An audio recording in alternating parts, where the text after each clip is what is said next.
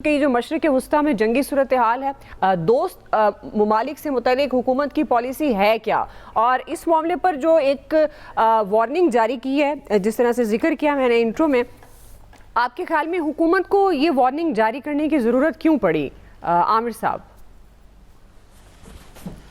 अच्छा देखें, ये इस पे मैं आता हूँ। कल हम बड़ी तनकीद भी कर रहे थे और बात हो रही थी कि वो पेट्रोल वगैरह के ऊपर, और फिर रात को गवर्नमेंट ने उसकी प्राइम मिनिस्टर ने खिताब भी किया और एक नोटिफिकेशन कर दिया और अब 4 दिन वर्किंग भी कर दिए। मेरे हिसाब किताब में ये ठीक किया काम, बाज़ाब्ता तौर पे कर दिया। प्राइवेट सेक्टर से भी कहा है, अदलिया, फ़ौज और सब। जो हमारे यहाँ तनकीद बहुत होती है ना कि ये इस नोटिफिकेशन के स्टार्ट में लिखा हुआ कि ये सब इदारों पर लागू होगा और बाकायदा मेंशन किया गया। अब सबको अपना अपना बताना है कि कैसे वो अमल दरामद करेंगे। 50% 60% गाड़ियाँ रोड पे नहीं लानी, अंदर बंद करनी है, और 50% पेट्रोल कम होगा। तो अच्छी बात है। थर्ड पार्टी एवेल्यूएशन का भी उन्होंने कहा है, मॉनिटरिंग भी करने का। तो बिल्कुल एक एक पाई का हिसाब भी आना चाहिए, और आइंदा के लिए जो उन्होंने इजहार किया कि हम उसका बोझ शायद वो बर्दाश्त करने के लिए जा रहे हैं तो बिल्कुल करें, और कम होता है तो वापस करें। अब आप आ जाएँ जो ये आज काम उन्होंने किया है, क्योंकि हम हर चीज़ को लेते हैं कि जी इजहार राय है, आइन इजाज़त देता है, लेजिटिमेट हुकूमत नहीं है। तो पहली तो बात यह है कि ये वुज़रा हों, चाहे वो DGISPR जिनका 7 मई 2024 का भी यही इसी आइनी आर्टिकल 19 के ऊपर एक बयान वीडियो मौजूद है कि सब पाबंदी करें, लेकिन जो पाबंदी नहीं करते वो दंदनाते फिरते हैं। और उन्होंने सिर्फ सोशल मीडिया, टीवी का नहीं कहा, इसका नहीं कहा कि एक्टिविस्ट हैं, उन्होंने टीवी प्रोग्राम्स का भी वज़ीर इत्तलात ने जिक्र किया कि वहाँ पे भी आके बात होती है। तो भाई अगर स्टेट ने रिट दिखानी है तो हमें प्रेस कॉन्फ्रेंसों के जरिए मत दिखाएं। जो ये काम कर रहे हैं उनको पकड़ें, छुपाएं नहीं, पकड़ें, उन्हें कानून के मुताबिक उनके रिमांड लें, उनको सजाएं दिलवाएं कोर्ट में जाके। ये तड़ियाँ छड़ियाँ लगाने से ना काम नहीं चलता। यहाँ पे ज़्यादा बहस हो रही है। आप देख लें, अरब ममालिक हों, वो क्या कर रहे हैं, जहाँ सोशल मीडिया पे इस तरह की चीज़ें आ रही हैं पकड़ के सजाएं दे रहे हैं। इसराइल की वीडियो ही नहीं आती, आप उसको दूसरी तरफ ले जाएं, ईरान को दूसरी तरफ ले जाएं। लेकिन क्या ये मुल्क भी हमारा ही है ना, सबका। ये इसमें तमाम मकाद फ़िक्र, उसमें जितने फ़िरका हैं, सब लोग हैं, अकायद रखते हैं, ये सब का पाकिस्तान है।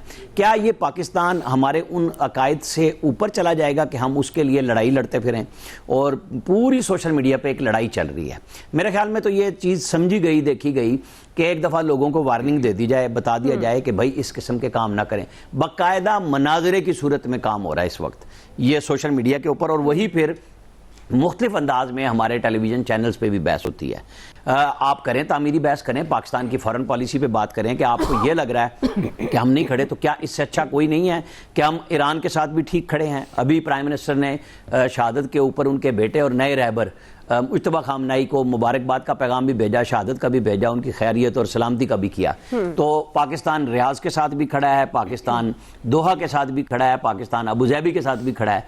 पाकिस्तान का अपना एक वजूद है और उसकी अपनी एक सालमियत है और उसके दिफा के तकाजे हैं।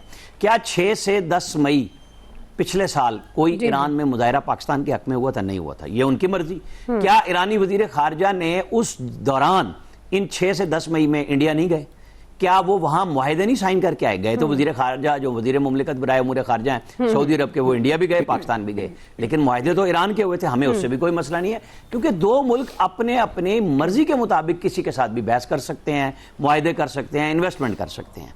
तो हमारे यहाँ भी हमें अपने मुल्क की पॉलिसी के मुताबिक ये बात करनी चाहिए कि पहले मुल्क है ना हमारा, हम उसके ऊपर बात करेंगे। हमारे जिनके साथ दिफाई मुआहदे हैं तो हम उसके तकाजे पूरे क्यों नहीं करेंगे? अब हमारे तकाजे पे क्या हमने अच्छा नहीं किया कि हमने ईरान को भी समझाया, हमने रियाज को भी पीछे किया कि भाई हम आपके साथ खड़े हैं, लेकिन आपस में मत लड़ें, रिस्ट्रेंट का मुजाहरा करा रहे हैं। आर्मी चीफ का जाने का मकसद क्या था? बाकायदा उनके जो वजीर दिफा हैं उन्होंने ट्वीट किया कि पाकिस्तान और सऊदी अरब का एक स्ट्रेटेजिक मुआहदा है। वो एक मैसेज था। हमारे डिप्टी प्राइम मिनिस्टर जो हैं मुसलसल ईरान के साथ, सारे खलीजी रियासतों के साथ, तुर्की के साथ, मलेशिया के साथ, सारी जगहों पे हम राब्ते में हैं कि मुसलमानों के दरमियान में जो भी मसला है, क्योंकि ईरान की लड़ाइयाँ गल्फ के साथ बहुत रही हैं, क्योंकि वहाँ पे आपको पता है लबनान में हिजबुल्लाह थी, हमास इधर मौजूद थी फ़लस्तीन में, फिर वो हुज़ी होती जो हैं वहाँ पे यमन में, वो सारे के सारे किसी न किसी मुल्क के खिलाफ ही थे। इसके बावजूद पाकिस्तान ने किरदार अदा किया सऊदी अरब और ईरान के दरमियान में, एक ऐसी मुफाहमत कराई जो शानदार बनी, जो आज भी कायम है। दोनों तरफ से गुफ्तगू तो हो रही है कि आप अड्डे इस्तेमाल ना करने दें, वो कह रहे हैं अगर आप हमला करेंगे तो हम जवाब देने का हक महफूज रखते हैं। तो अल्लाह करे कि ये जो बातचीत हो रही है ये बेहतरी की तरफ जाए, लेकिन हम इसमें पाकिस्तान को नजरअंदाज न करें। हमें अपने मुल्क का दिफा, सलामती, कोई एक बंदा आपको मिला है कहीं खौफ की वजह से जो बातें सारे करते हैं ना, बाजार में जाते हैं, मार्केट में, क्या पाकिस्तानियों पे किसी खौफ है जंग का? वो इसीलिए कि हमारी हुकूमत, हमारी रियासत, हमारी मुसल्लह अफवाज एक किरदार अदा कर चुकी हैं, 10 मई को दिखा चुकी हुई हैं, इसलिए खौफ नहीं है यहाँ पे। बाकी प्रेशर मईशतों पे सारी दुनिया की आ रहा है, हमारे पे भी आ रहा है। कुछ हम रो के सहेंगे, कुछ हंस के सहेंगे, कुछ मजबूरन सहेंगे, सहना तो पड़ना है। अल्लाह करे कि ये जंग खत्म हो जाए, लेकिन हमें आपस में नहीं करनी चाहिए। सही जी अयाज साहब। अच्छा, एक तो मैं कंफ्यूज हूँ कि मेरी इस वक्त रियासत की पॉलिसी क्या है, मुझे क्लियर कट पॉलिसी का नहीं पता। अच्छा, मैं किसी वक्त अगर मेरी राय होती है कि जी इस वक्त मुझे ईरान के साथ होना चाहिए, इस वक्त सऊदी अरब के साथ होना चाहिए, इस वक्त यूएई के साथ होना चाहिए, मेरी एक राय है, लेकिन मुझे मेरी हुकूमत कह रही है कि नहीं, तुम्हें इसका राइट नहीं है कि तुम अपनी राय नहीं रख सकते। और क्यों नहीं रख सकते? इसलिए नहीं रख सकते कि वो जो खलीजी रियासतें हैं वो समझती हैं कि ये स्टेट पॉलिसी है पाकिस्तान की, जब मैं एक प्राइवेटली भी बात करता हूँ। ये एक तो मेरे लिए कन्फ्यूजन है, मुझे इसकी समझ नहीं आ रही। नो डाउट मेरे लिए सबसे इम्पॉर्टेंट मेरा मुल्क है, पाकिस्तान है।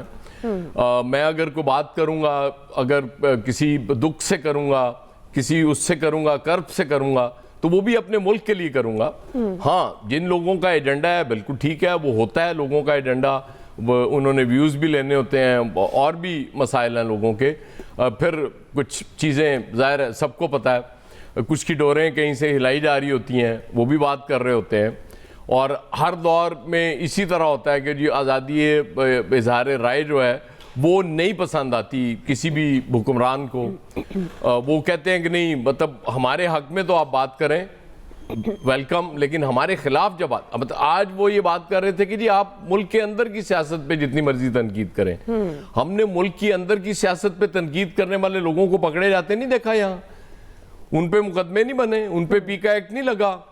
हुक्मरान हमारे जो मर्जी के, हमारे वजीर दिफा जब जी चाहे जो मर्जी ट्वीट कर दें, वो मुल्क के दिफा में हो, मुल्क के मफाद में हो ना हो, किसी को फर्क नहीं पड़ता। लेकिन एक आम आदमी जब बात करता है तो उससे फर्क पड़ता है कि नहीं जी वो क्यों कर रहा है।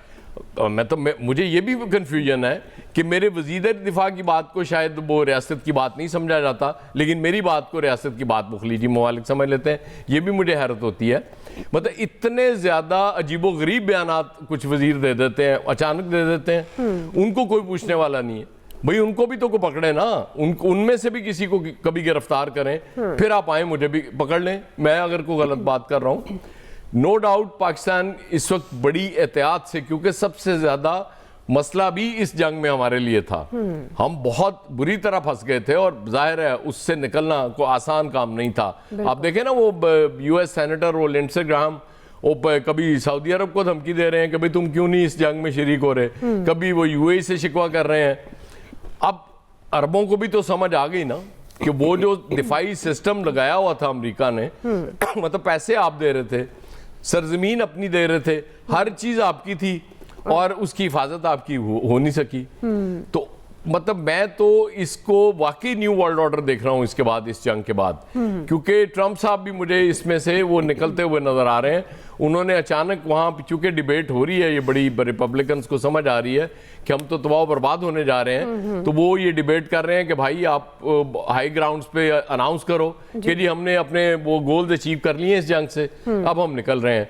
तो वो भी मुझे ज्यादा दूर नहीं लग रहा ये मामला। बहरहाल ठीक है, अपनी वतन की उसके लिए आप करें बात, लेकिन इस तरह ये नहीं होता भाई। आप मतलब बिल्कुल ही पाबंदी हर चीज पे, फिर पूरी कौम को एतकाब बैठा देना अब ना, वो बात ही नहीं हो सकेगी। कम से कम इन 10 दिन के लिए तो सुकून हो जाएगा आपको कि कोई बात ही नहीं करेगा, फिर पेट्रोल की बचत अलग, तो फायदे ही फायदे ने। दुआ जी फैसल साहब,